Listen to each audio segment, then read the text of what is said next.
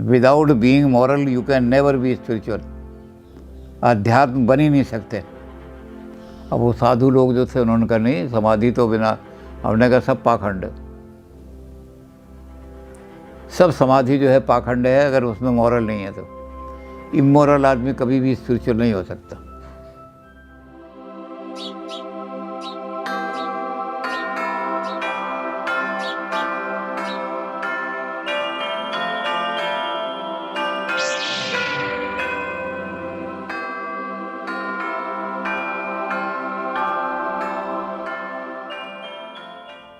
गुरुजी प्रणाम। नमस्कार। अच्छा गुरुजी, जिस तरह से आपने जवाब दिए हैं पिछले सत्र में, वो तो लोगों को बहुत ज़्यादा पसंद आ रहा है। अच्छा, बहुत अच्छा है, लोगों को पसंद आ रहा है, उसके लिए उनका धन्यवाद है। अगर और कोई जिज्ञासा हो तो जितना हमें आता है ज्ञान, उसके हिसाब से जिज्ञासा संतुष्ट करने की कोशिश करेंगे। अच्छा गुरुजी, बाकी जो हमारे जो देखने वाले हैं, आपके प्रति श्रद्धा रखने वाले लोग हैं, उन्होंने तो प्रश्न भेजे ही हैं। हाँ। एक दो जिज्ञासा मेरी अपनी भी है। हाँ। तो मैं वो आपके सामने निवेदन करना चाहता हूँ। हाँ। तो गुरुजी आप ये बताएं कि जो ये अध्यात्म है, तो अध्यात्म का अगर हम शाब्दिक अर्थ समझना चाहें तो वो क्या बनता है, और अध्यात्म को फिर किस तरह से समझें कि ये कौन सा फिनोमिना होता है, कौन सी चीज़ है जो अध्यात्म को बाकी ज्ञान से जुदा करती है? अध्यात्म का अर्थ होता है आत्मा के अंदर विश्वास करना कि आत्मा है, और वो आत्मा क्या है, उसका स्वरूप क्या है, वो हमारे जीवन का आधार है, हमारे जीवन को चलाने वाली है। इस पर पूरी तरह से निष्ठा रखना कि ये आत्मा ही सत्य है, भौतिक चीज़ कोई सत्य नहीं है।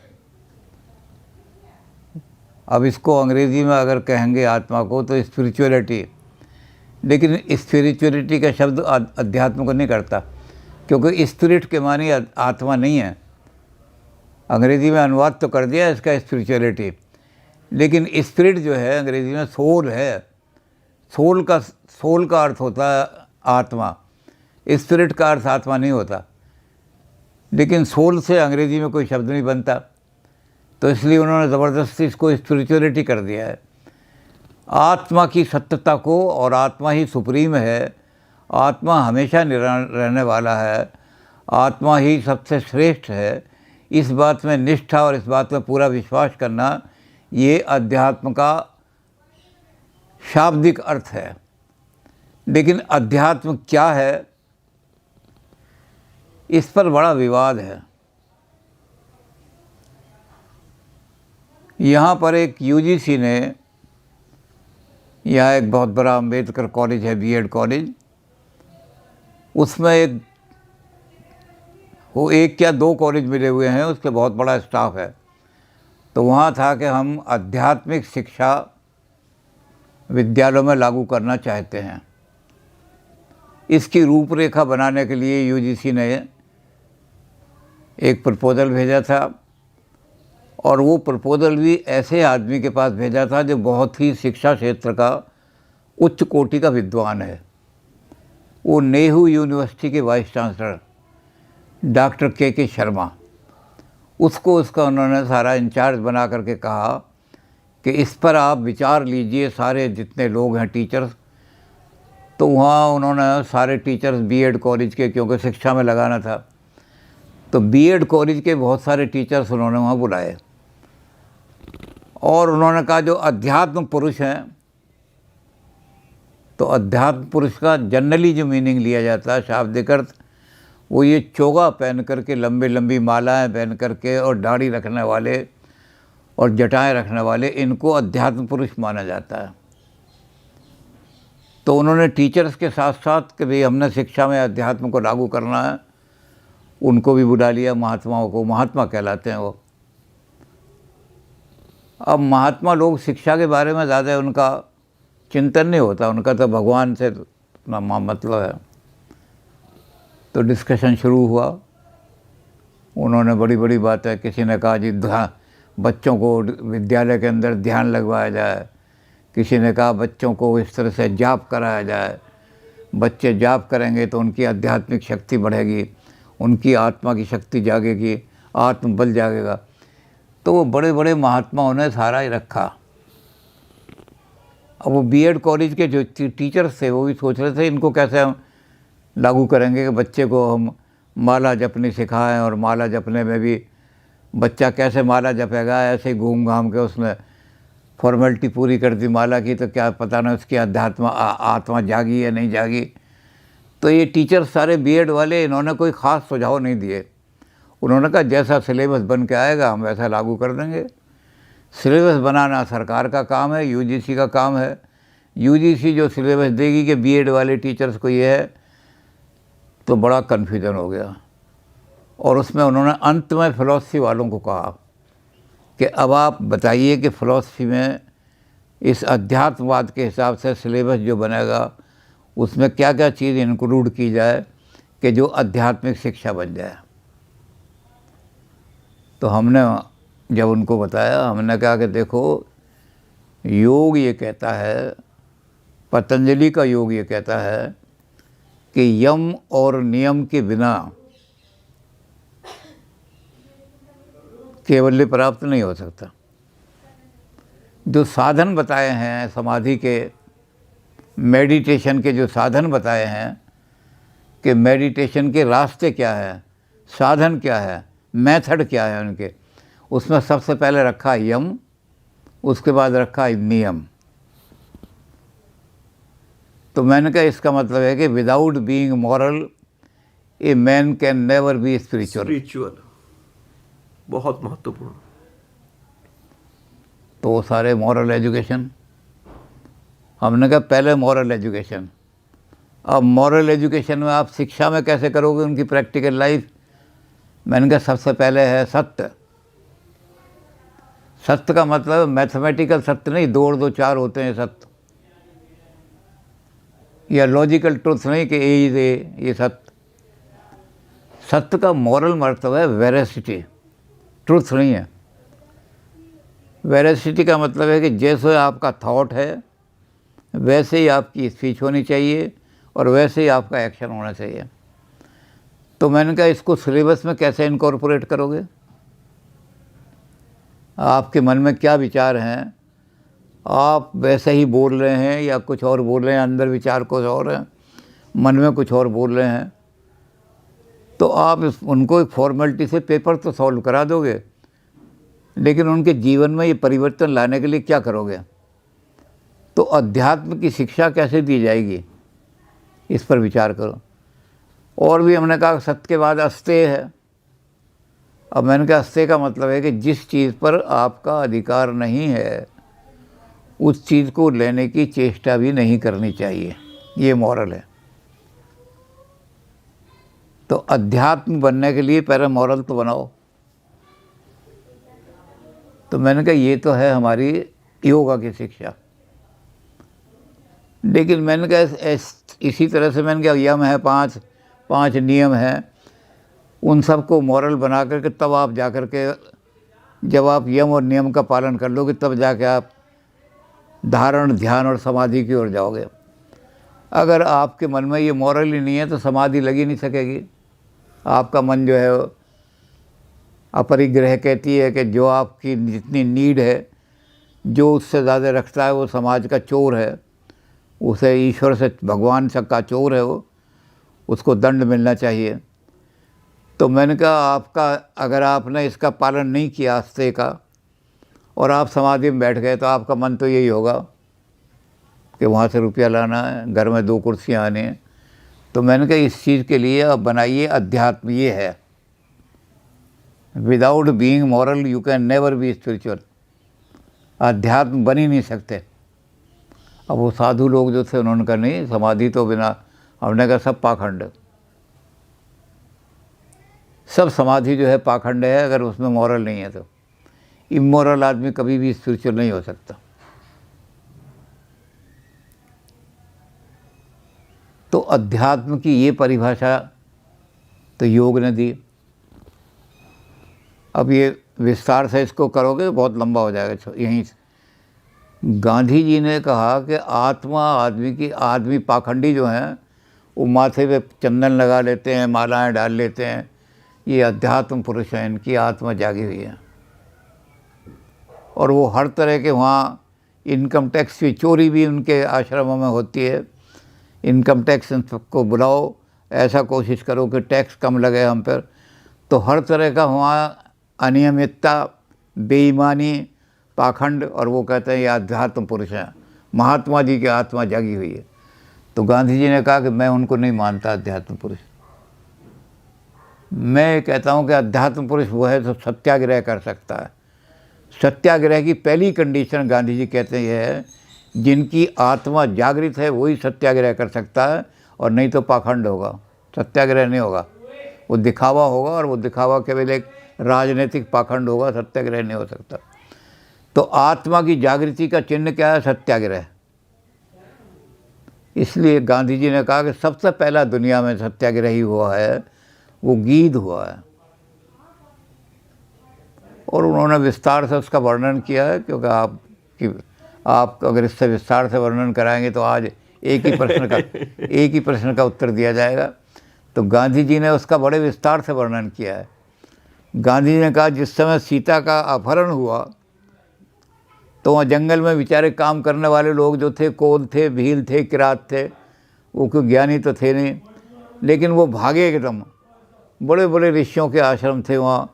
एक ऋषि के आश्रम में गए, उन्होंने कहा महाराज आप तो बड़े अध्यात्म पुरुष हैं, अपनी आत्मा के बल से रावण का रथ रोक दो, सीता जी का एक नारी का हरण करके ले जा रहा है। तो महात्मा कहने लगे बड़े हम तो अध्यात्म पुरुष हैं, अभेदवादी हैं, हमें कोई भेद दिखाई नहीं देता। ये कौन रावण है, ये कौन राम है, ये तो वो लोग हैं जो अज्ञानी हैं, उनको दिखाई देता है।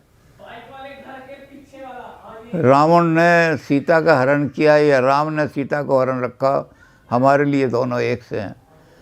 वो जो बेचारे गाँव वो जो खोलबील थे वो इतनी ऊंची फिलॉसफी समझ नहीं सके, वो फिर वहाँ से भागे, वो दूसरे आश्रम में गए। वहाँ जाकर कहने लगे महाराज जी गजब हो गया, जल्दी से आप अब तो बहुत पुरुष हैं, चलिए रावण को रोकिए जल्दी से।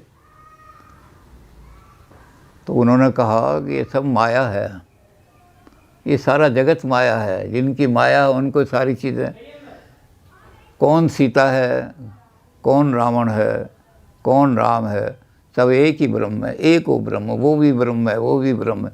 ब्रह्म ने ब्रह्म का हरण कर लिया, ब्रह्म का ले गया। कहाँ हुआ हरण? रज्जो सर्प भ्रांति। और गांव वाले बेचारे समझे नहीं, उन्होंने कहा ये भी नहीं छोड़ाएगा सीता जी। तो ऐसी गांधी जी ने कई लोगों की एग्जाम्पल दी। अंत में एक आदमी एक आश्रम में गए, उन्होंने कहा महाराज गजब हो गया है, वो महात्मा जी ने हमें हमारी समझ में नहीं आई क्या कहा, उन्होंने क्या कहा, और महाराज आप तो ज़रा, अरे कहने लगे ये राजनीतिक बातें हैं, महात्माओं का राजनीति से क्या मतलब, ये राजनीतिक चीज़ें हैं, कौन रावण से टक्कर लेगा, कौन उससे लेगा, भाग जाओ यहाँ से। तो गांधी जी ने कहा जिनकी आत्मा मरी हुई है वो अपनी आत्मा को जागृत बताते हैं, जिनकी आत्मा बिल्कुल मर गई है ही नहीं आत्मा उनके अंदर। लेकिन कहते गीध जो था उसने कहा रह रहे दुष्ट ठाड़ किन होई, निर्भय चलसी जाने नहीं मोए। अरे दुष्ट, मेरे होते हुए ये संसार में अन्याय नहीं हो सकता। तो गांधी जी ने उसका वर्णन सारा किया कि भगवान ने गीध को ही गोद में उठाया, इन महात्माओं को किसी को नहीं पूछा। अध्यात्म सत्याग्रह वो है जो सत्य के लिए मेरे होते हुए अनर्थ नहीं हो सकता। सत्याग्रही अपनी जान दे देगा लेकिन टलेगा नहीं, वहाँ से खड़ा हो जाएगा। जहाँ खड़ा हो जाएगा तो ये जागृत आत्मा, अध्यात्म ये है। जी गुरु जी। तो गांधी जी ने इसका गीध के मामले में बड़ा विस्तार से वर्णन किया, और फिर उन्होंने कहा कि जो सत्याग्रह कर सकता है वही सत्य के लिए डिग के खड़ा हो जाए। जब तक मैं जीवित हूँ आज दुनिया में अन्याय नहीं हो सकता, दुराचार नहीं हो सकता। जिनकी आत्मा जागृत हुई है वो सत्याग्रही लोग हैं। तो अध्यात्म का ये भी अर्थ गांधी जी ने लिया। लेकिन जो आदमी ये मानते हैं ना कि मार्क्स तो भौतिकवादी थे, मेटीरियलिस्ट थे, वो हमारे पास आए, हम उन्हें किताब दिखाएंगे मार्क्स ने स्पिरिचुअलिज्म का कई जगह इस्तेमाल किया है बड़ा अच्छा। मार्क्स ने कहा है कि आदमी जब तक अन्याय के खिलाफ जब खड़ा होगा, जब उसकी स्पिरिचुअल पावर जागेगी। जिनमें स्पिरिचुअल पावर कमज़ोर है वो कभी भी खड़े नहीं हो सकते। इसलिए जब मैं कम्युनिज्म का सिद्धांत इनको दे रहा हूँ तो मैं इनकी आत्मा को जगा रहा हूँ। और कहते हो क्या सिद्धांत है आत्मा का? मार्क्स ने जो दिया, nobody can exploit you unless you are ready to be exploited. तुम खड़े हो जाओ कि हमारा खून कोई नहीं चूस सकता आज के बाद, देखे किसकी हिम्मत है। एक बार ललकार के कहो कि अब तक तुमने, लेकिन unless you are ready to, मैं अब एक्सप्लॉइट नहीं होऊंगा, आओ मार दो मुझे लेकिन मैं एक्सप्लॉइट नहीं होऊंगा। तो वो जो एक्सप्लॉइट करने वाला भाग जाएगा मॉरल फोर्स के आगे। तो मैं मजदूरों की अध्यात्म शक्ति जगा रहा हूँ। अब स्पिरिचुअल के बारे में लोग अगर हमसे पूछें, हम कहते हैं हमारे पास आओ, हम किताब में दिखाएंगे आपको कि मार्क्स ने स्पिरिचुअलिज्म का इस सेंस में यूज़ किया है। और बिल्कुल इसी सेंस में यही शब्द लेकर के हमारे बाबा साहब अम्बेडकर ने, जो हमारे ऐसे लोग थे जिनको आज हम दलित कहते हैं, पहले इनको शूद्र कहा जाता था, इन्होंने उनका अध्यात्म बल जगाने के लिए उन्होंने भी कहा है कि मैं अपने जो ये दलित वर्ग हैं जिनको आपने बिल्कुल ये समझ लिया था, मैं इनको यही अध्यात्म बल दे रहा हूँ, nobody can exploit you unless you are ready to be exploited. आज के बाद दलित को कोई एक्सप्लॉइट नहीं कर सकेगा। तो अध्यात्म शक्ति कौन सी है? मार्क्स और अम्बेडकर जिस शक्ति को जगा रहे हैं वो अध्यात्म शक्ति है। वो किन्हीं अर्थों में, या गीध ने जो सत्याग्रह किया वो अध्यात्म शक्ति है, या ये जो महात्मा कह रहे थे कि माला जपें और मेडिटेशन करें, ये अध्यात्म शक्ति है, या हमारा योग जो कहता है कि यू कैन नेवर बी, अध्यात्म बन ही नहीं सकते बिना मोरलिटी के। तो अध्यात्म क्या है? पहले तो ये दिक्कत है, इस बात पर कोई एग्रीमेंट नहीं है आज तक। इसलिए अध्यात्म शिक्षा एक पाखंड बनकर कह गए कि बच्चों को बिठा के ध्यान लगा दो, बच्चा जो है चाहे ध्यान में आंखें बंद करके इधर उधर देख रहा है, कब मास्टर जी की निगाह बचे, मेडिटेशन कर लिया हमने। तो ये मेडिटेशन को एक उपहास बना करके अध्यात्म बना रहे। अध्यात्म तो वही है जिसको गांधी जी और जिसको मार्क्स और बाबा जी कहते हैं कि ये शक्ति पैदा करो लोगों के अंदर कि nobody can exploit us unless we are ready to be exploit. Guruji एक ऐसा कह सकते हैं मेरे ख्याल में कि जो एक तो हमारा भौतिक जीवन है, भौतिक शरीर है, हम खा रहे हैं, जी रहे हैं, बढ़ रहे हैं, संतान हमारी हो रही है, एक उसके अलावा हम एक पैरेलल दुनिया की रचना करते हैं और वो दुनिया सुंदरतम आदर्शों से भरी होती है और हम किसी भी कीमत पर उस दुनिया को बरकरार रखते हैं। तो वो जो एक सब दुनिया के आदर्शों का सम्मिलित स्वरूप है, एक तरह से हम कहें तो उसे आध्यात्मिक जगत कहा जा सकता है। उसकी रचना होती है। आध्यात्मिक जगत नहीं, आध्यात्मिक शक्ति जी, जगत नहीं है कोई जी। अध्यात्म का कोई दूसरा जगत नहीं है। प्लेटो के आइडिया की तरह कि प्लेटो के आइडिया हैं ये दुनिया तो धोखा है, या वेदांत की तरह कि ये तो केवल माया है और सत्य जगत तो दूसरा है, ब्रह्म सत्यम नहीं। अध्यात्म तो एक शक्ति है, शक्ति है गुरुदेव। उस शक्ति को जगाना जो है उसके लिए कौन सा मेथड होगा, इस पर हमारा एक वो हो सकता है कि एक विवाद है। और इस विवाद को उन्होंने फिर अंत में ये समेटा कि यूजीसी को हम कहेंगे कि इस पर एक विस्तृत, उसमें फिलोसफर्स, उसमें मार्क्सवादी, उसमें गांधीवादी, उसमें योग के आचार्य, ये सब लेकर के इस पर एक वो आज तक नहीं हुआ जी गुरुदेव, क्योंकि लोगों को पता ही नहीं है कि अध्यात्म शक्ति किसे कहें। अपने अपने ढंग से है, मैं अध्यात्म पुरुष हूँ, ये अध्यात्म पुरुष, कौन अध्यात्म है इसका कोई प्रमाण नहीं। कोई यानी गुरुजी आखिर में हम इतना कह सकते हैं, क्योंकि इस बात को हमें समेटना पड़ेगा, अगला प्रश्न लेंगे, इतना ज़रूर है कि जो व्यक्ति अपने आप को धार्मिक कहते हैं वो भी अध्यात्म के असल अर्थ से चूक जाते हैं, और जो व्यक्ति ये कहते हैं कि हम धर्म से विरुद्ध हैं, धर्म से परे हैं, वो भी कहीं ना कहीं उसी शक्ति की तलाश में रहते हैं और उसी से एक नई तरह की क्रांति या नए तरह के युग का सूत्रपात हो सकता है।